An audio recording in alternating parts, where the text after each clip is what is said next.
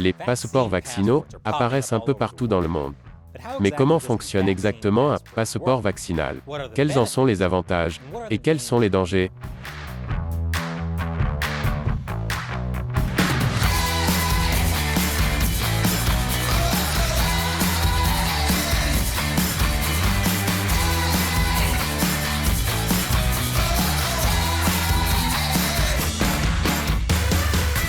Bonjour, bienvenue dans l'émission Amérique dévoilée. Je suis Chris Chappell. Comme vous le savez peut-être, je vis à New York, aussi connue sous le nom de la Grande Pomme, la maison de Wall Street, et la principale source mondiale de confettis usagés.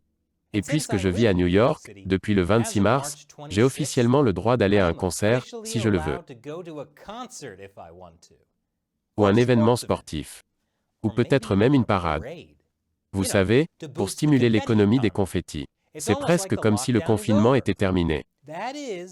Enfin bref, du moment que j'ai été testé négatif au Covid-19 dans les dernières 72 heures, ou que j'ai été vacciné contre le Covid-19.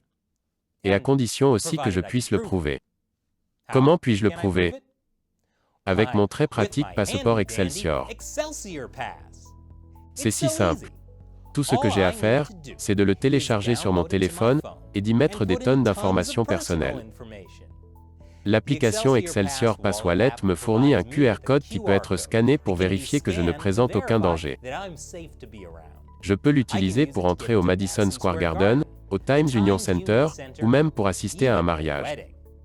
Et je peux être tranquille en sachant qu'il porte le sceau d'approbation officiel du gouverneur Andrew Cuomo. Et, si une politique de Covid a le sceau d'approbation de Cuomo, je suis partant. L'Excelsior Pass n'est qu'un exemple d'un nouveau phénomène que beaucoup appellent « passeport vaccinal ». L'idée de devoir prouver que l'on est vacciné n'est pourtant pas nouvelle. L'obligation de se faire vacciner pour fréquenter l'école publique s'est généralisée aux États-Unis dans les années 1960 et 1970. Et les voyageurs internationaux connaissent peut-être le « carnet de vaccination jaune », qui est souvent utilisé pour prouver la vaccination contre la fièvre jaune. Aucun rapport avec le nom du carnet, qui se trouve être jaune. Ce qui est nouveau, c'est l'idée que le passeport vaccinal soit numérique, une application pour votre smartphone. Quelque chose que vous portez sur vous à tout moment, même dans votre propre quartier. Mais alors que les économies du monde entier se voient confrontées aux multiples confinements de Covid-19, beaucoup voient dans les passeports vaccinaux numériques un moyen attrayant de rouvrir en toute sécurité. Donc soudainement, les passeports vaccinaux numériques sont partout. Ils sont développés à Hawaï et en Californie, ainsi que dans l'Union européenne. La Grande-Bretagne a prévu de tester son propre passeport vaccinal. Et ils sont déjà utilisés en Islande, en Arabie Saoudite, en Estonie et en Israël. Certaines entreprises privées mettent également en place des obligations de vaccination pour leurs clients ou leurs employés. Et certaines compagnies aériennes utilisent un laissez-passer élaboré par l'Association internationale du transport aérien. En fait, Airlines for America, l'organisation professionnelle des principales compagnies aériennes américaines, a écrit une lettre suppliant pratiquement l'administration Biden de trouver des moyens d'assouplir les restrictions sur les voyages. Il n'est donc pas surprenant que, le 29 mars, l'administration Biden se soit prononcée sur le rôle que le gouvernement fédéral va jouer en ce qui concerne les passeports vaccinaux. Quel est ce rôle? Je vous le dirai après la pause. Bienvenue à nouveau. L'administration Biden prévoit-elle de mettre en place un passeport vaccinal national? Eh bien, non. Selon l'attaché de presse Jen Psaki, le gouvernement fédéral fournira des conseils. Plus précisément, elle a déclaré « La détermination ou le développement d'un passeport vaccinal, ou quel que soit le nom que vous voulez lui donner, sera mené par le secteur privé.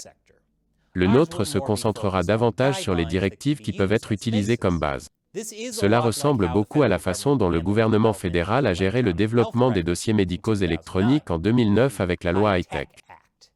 Il ne s'agit donc pas d'une nouvelle approche, et elle évite tout mandat fédéral qui pourrait heurter les gens.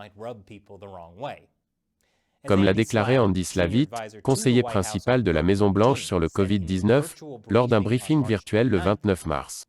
Contrairement à d'autres parties du monde, le gouvernement ici ne considère pas son rôle comme celui d'un lieu où créer un passeport, ni d'un lieu où détenir les données des citoyens. Nous considérons que c'est quelque chose que le secteur privé fait et fera. L'objectif est de créer des lignes directrices pour que les passeports vaccinaux du secteur privé soient sûrs, gratuits, accessible, à licence libre et compatible aux États-Unis et dans le monde entier. Mais cela sera difficile. Peut-être même très difficile. Imaginez avoir le travail de ce gars. Quoi qu'il en soit, il existe déjà au moins 17 initiatives de passeports vaccinaux en cours. C'est ce qu'indique l'Office of the National Coordinator for Health Information Technology. Chaque système de passeport vaccinal est unique. Pas nécessairement dans le bon sens. Selon Kristen McGovern, partenaire du cabinet de conseil en soins de santé Sirona Strategy, il serait presque herculéen de définir une norme unique pour tous ces systèmes. De nombreux passeports vaccinaux sont donc en préparation. Mais pourquoi? Quels sont les avantages des passeports vaccinaux? Les partisans parlent d'avantages tels que la protection de la santé publique, le sentiment de sécurité de la population, un retour plus rapide à la normale, la reprise économique, la facilité des voyages et la revitalisation de l'industrie touristique. D'autres disent que cela incitera les gens à se faire vacciner. Donald Drucker, qui a dirigé le Bureau fédéral de l'informatique de santé pendant les années Trump, a même noté que l'utilisation de passeports vaccinaux pour suivre les vaccinations pourrait aider les responsables à surveiller les effets secondaires à long terme. Il a déclaré, « Le suivi des vaccinations ne concerne pas simplement les passeports vaccinaux. Le suivi des vaccinations est une question plus large de « nous donnons un nouvel agent biologique à l'ensemble du pays, plus ou moins ». C'est un point de vue original. Mais étant donné que les vaccins Covid sont encore techniquement expérimentaux, les passeports des vaccinations pourraient aider à suivre tous les sujets des tests. C'est-à-dire, nous. Mais toutefois, tout le monde ne soutient pas l'idée des passeports vaccinaux. Et je vais vous dire pourquoi après la pause. Bon retour parmi nous. Tout le monde n'est pas favorable aux passeports vaccinaux. En fait, plusieurs États ont déjà des projets de loi qui les interdisent ou les limitent. Il s'agit notamment de la Floride, du Missouri, de la Pennsylvanie, de l'Arkansas et du Montana. En début de semaine, le gouverneur du Texas, Greg Abbott, a publié un décret interdisant les passeports vaccinaux. Entre-temps, la députée américaine de Géorgie Marjorie Taylor Greene a présenté un projet de loi fédéral qui interdirait les mandats de vaccination et les passeports vaccinaux Covid-19. Ce projet ne sera probablement pas adopté. Mais les politiciens républicains ne sont pas les seuls à s'inquiéter. Le docteur Michael Ryan, de l'Organisation mondiale de la santé, a exprimé quelques doutes à ce propos. Tout comme l'ACLU. De quoi s'inquiètent-ils? Il s'avère qu'ils s'inquiètent de beaucoup de choses. L'une d'entre elles est la protection de la vie privée, qui consiste à s'assurer que les données saisies dans l'application y restent et ne finissent pas dans les mains de quelqu'un d'autre. Albert Fox-Cahn est le fondateur et directeur exécutif du Surveillance Technology Oversight Project de l'Urban Justice Center, un groupe de défense des droits civils et de la vie privée basé à New York. Voici ce qu'il pense des passeports vaccinaux numériques. Même si cela fonctionnait comme annoncé, cela créerait une implication vraiment effrayante pour la vie privée à l'avenir. Vous savez, cela créera ce qui pourrait se transformer en une couche permanente d'infrastructures de surveillance à l'échelle de ce que nous n'avons jamais vu depuis le 11 septembre. L'idée que vous avez une application gouvernementale qui peut suivre chaque endroit où vous allez, qui peut dire si oui ou non vous allez au supermarché, ou aller à l'église, ou aller à la mosquée ou aller dans n'importe quel autre espace public. Concernant l'Excelsior Pass de New York, il a également déclaré qu'il n'y avait pas assez d'informations disponibles sur la manière dont il collecte les données et protège la vie privée des utilisateurs. Il a déclaré, « J'ai une documentation technique plus détaillée sur l'impact sur la vie privée de presque toutes les applications de mon téléphone que pour ce pass santé. Et en plus, ce passeport en lui-même est incroyablement révélateur, divulguant non seulement l'état de santé des gens et leur nom, mais aussi leur date de naissance. » Jenny Wanger, directrice des programmes de la Fondation Linux, a prévenu que, mal utilisés, les passeports vaccinaux pourraient conduire à une technodystopie. Cependant, d'autres s'inquiètent également de l'équité. La plupart des gens ne sont pas vaccinés, du moins pas pour le moment. Et aux États-Unis et en Europe, l'accès aux vaccins est inégalement réparti entre les communautés et les personnes d'âge différents. De même, tout le monde ne dispose pas d'un smartphone. Certains, comme Israel Butler, de l'Union européenne pour les libertés civiles, craignent que le passeport ne finisse par créer une société à deux vitesses. L'inquiétude est la suivante. Si les passeports vaccinaux ne permettent qu'aux personnes vaccinées disposant d'un smartphone de participer pleinement à la société, beaucoup de personnes pourraient être laissées pour compte. Les minorités et les pauvres en souffriraient de manière disproportionnée. D'un point de vue fonctionnel, la plupart des applications de passeport vaccinal permettent aux utilisateurs d'imprimer la carte d'identité. Mais cela nécessite l'accès à une imprimante et à un ordinateur. Et si vous n'avez pas de smartphone, vous n'y aurez peut-être pas accès non plus. Sur la scène internationale, l'utilisation de passeports vaccinaux pour restreindre les déplacements pourrait créer une élite mondiale vaccinée et une sous-classe mondiale qui ne pourrait pas voyager. D'autres préoccupations concernent la protection contre la fraude, de faux passeports vaccinaux étant vendus sur le marché noir. Et il y a aussi des préoccupations concernant la protection des libertés fondamentales. Évitez une dystopie de l'ère des années 1930 où n'importe qui peut exiger de voir vos papiers avant de vous laisser monter dans un train ou entrer dans un magasin. Et certains experts notent que les données sur l'influence des vaccins Covid-19 sur la transmission sont encore limitées. C'est pourquoi, même avec les passeports vaccinaux, de nombreux lieux exigent toujours que chacun porte un masque. Certaines des craintes des gens se manifestent déjà en Israël.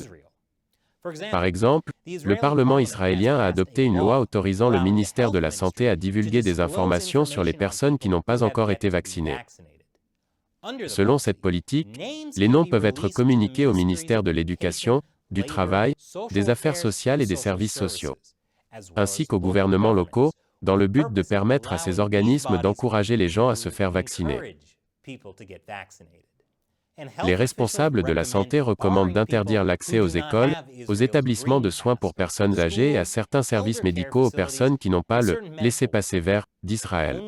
Seuls les étudiants universitaires vaccinés sont autorisés à retourner physiquement en classe. L'Association pour les droits civils en Israël s'implique et demande au gouvernement d'adopter une législation protégeant les droits des travailleurs. Mais le ministre israélien de la Santé a déclaré « Se faire vacciner est un devoir moral. Cela fait partie de notre responsabilité mutuelle. Quiconque ne se fait pas vacciner sera laissé pour compte. » Sans surprise, il y a eu des protestations à ce sujet en Israël. Certains manifestants ont assimilé les passeports verts à des tatouages d'étoiles et de chiffres jaunes, le genre de tatouage que les nazis mettaient en place pour les juifs, que, soit dit en passant, les nazis considéraient comme sales et porteurs de maladies. Pendant ce temps, la Chine utilisera son propre passeport vaccinal pour empêcher l'entrée de toute personne n'ayant pas reçu un vaccin fabriqué en Chine. Ce qui est bien, car je ne veux pas aller en Chine de toute façon. Mais c'est une preuve supplémentaire que les passeports vaccinaux numériques pourraient finalement servir à autre chose qu'à me laisser entrer au Madison Square Garden. Ce qui est parfait, car je ne veux pas y aller non plus. Alors, qu'en pensez-vous? Les passeports vaccinaux numériques sont-ils une bonne idée? Faites-le moi savoir dans les commentaires. Encore une fois, je suis Chris Chappell. Merci d'avoir regardé Amérique dévoilée.